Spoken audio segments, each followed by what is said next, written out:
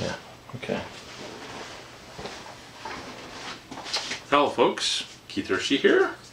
It's been a while since I made a video, but I figured I'd make a video on my DM setup. What I set up here at the table before I game. One of the most valuable tools I have is this fishing tackle box made by Plano. Looks like it's the 3700 series. Inside it comes with these containers where I've got a bunch of my miniatures already ready to go, and I bought a bunch of extras of these at Walmart, so I've got a big old stack around the corner here. So if I need goblins one day, you know, here I go, pull this out, put it in here. You know, I need me some PCs. I got those. Yeah, we're gonna run with orcs. I got orcs. Yeah, I got some Yuan-ti and toads, some hounds, bandits, those. Got me some drow and some other Underdark, mind flayers, Duger, Darrows, Yakwals. And then on the sides here, I got minis for some other big ones like Aspect of Orcus, some snakes, yeah, troll. So got those, and then on the very top here, it also has this big area with a bunch of sections here. So one homebrew method I use is I took some white poker chips, 10 of them, and I painted one side of them black, the other side I kept white. And what these represent is the yin and yang of good and evil. Black side is bad, or the dark side, or evil. White side is the good side. And how I use these is during a character's turn, anytime they roll a d20, they can burn one of these tokens, flip in a white to a black to get an extra d4 on top of their roll, and they can stack. They can burn as many as they want. Another way they can turn from white to black is if they're going around being murder hobos, killing and doing a whole bunch of evil acts. These will start flipping very quickly. And you're like, probably, well, what's there to stop just doing them all? Well, if they flip them all, something very bad will happen. You know, if they're all bad, maybe a paladin or a group of good paladins will come after the party, or you know, maybe a demon is spawned in or whatnot. And then it goes the other way too. They start doing good deeds, you know, with their characters, help and protect villagers and whatnot. I'll flip a black over to white for them. And if all goes white, something good will happen. Maybe a powerful ally will come to the aid of the party. Maybe they'll find a bonus secret treasure room somewhere in a dungeon. I'll make it up on the fly, depending on how well the group's going. So that I use that. Seems to be working really good. A lot of people like them. Oh, one other thing. So the players can flip them, right? The monsters can flip them too. So, you know, if I got a villain and they keep missing left and right, I'll flip 3 of them, you know, to try and get a hit on a player. So goes both ways. Another thing I use is 3x5 cards.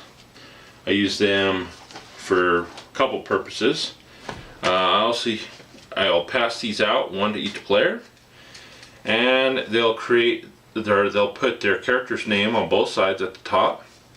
And whenever they roll initiative, they'll write underneath their name, which will later go on top of my DM screen that I have out so they can keep track of their initiative.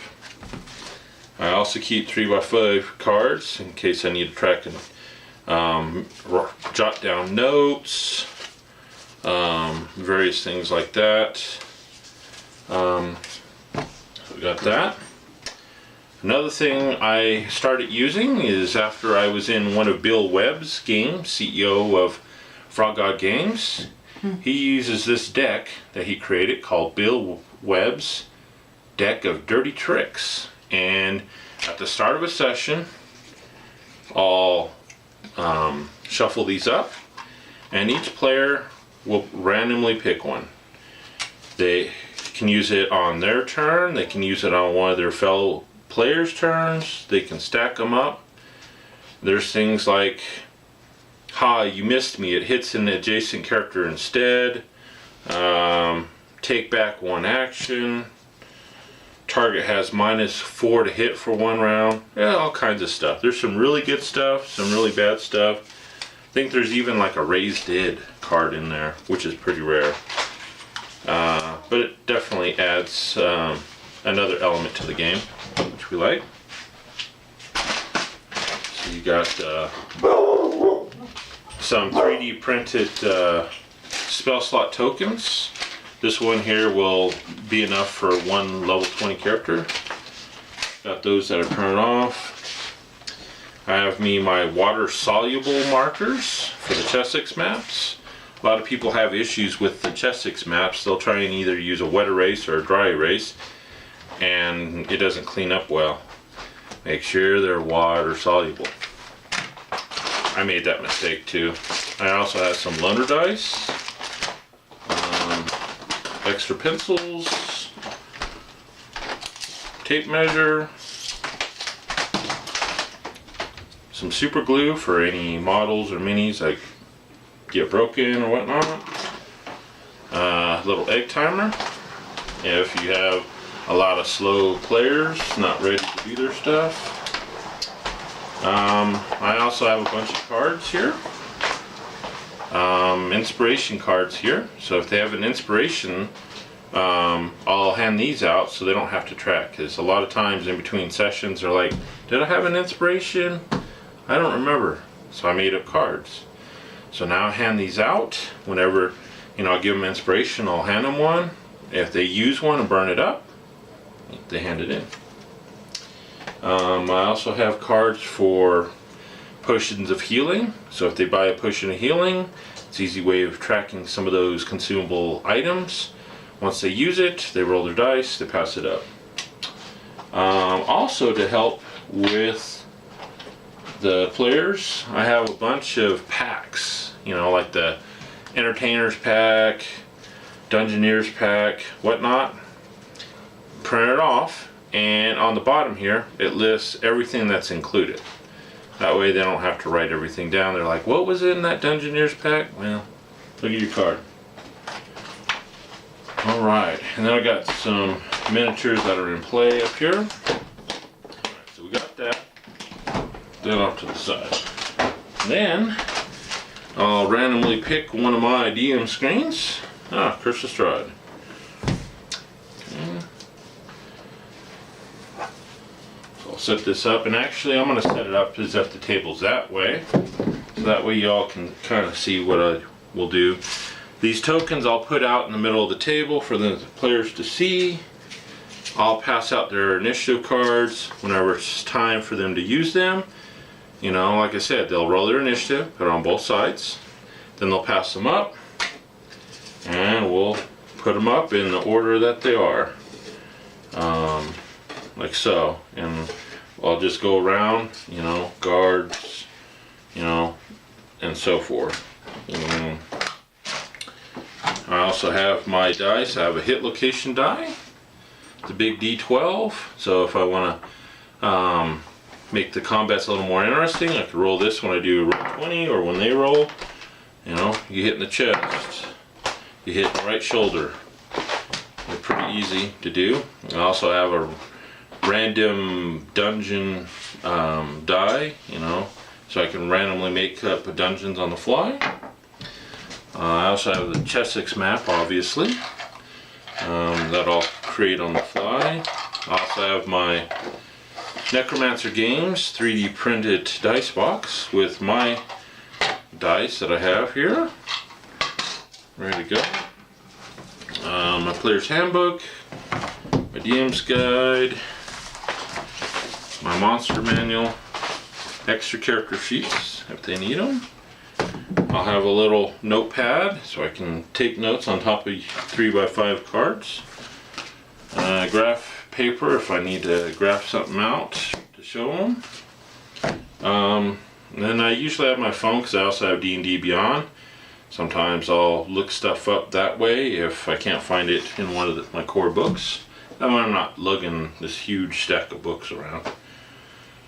And then obviously if you got 3D dungeon pieces, you can always drag them and, you know, put them up. These are from the new Dwarven Forge Kickstarter. But you can create these if you don't have a Chess 6 map and you use them. You can set them up beforehand, cover it up with a black sheet or old towel, or even pillow filler at Walmart. You get big bags and it creates like a fog of war effect. Right now, this is just a quick rundown of how I set up my DM screen when I'm playing. Try and keep things minimized as much as I can. Another thing which I didn't do, so I have the monster manual here, but I also have other books with monsters in them. If there's only like one or two out of it, what I'll do is I'll Xerox off a copy of that monster and just lay it in here with a folder of my notes for the adventure. Alright folks, hopefully you've enjoyed this video. If so, give me a like. Anyhow, I'll talk to you guys later. Take care.